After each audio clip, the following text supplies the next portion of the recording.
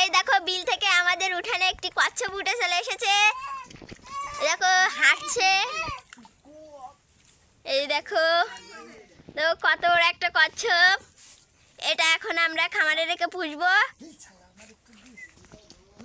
কিভাবে হাঁটছে দেখো দেখো। কচ্ছপটি হঠাৎ করে আমাদের উঠানে চলে এসেছে বর্ষায়। অতি বৃষ্টির কারণে কচ্ছপটি বিল থেকে এখন সোজা উঠানে। দেখো কিভাবে তাকাচ্ছে, ও ছবি উঠবে।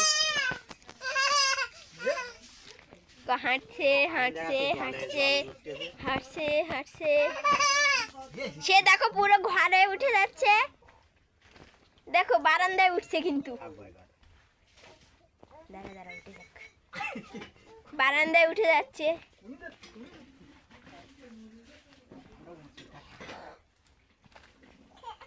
পড়ে যাচ্ছে, উঠবার চেষ্টা করছে।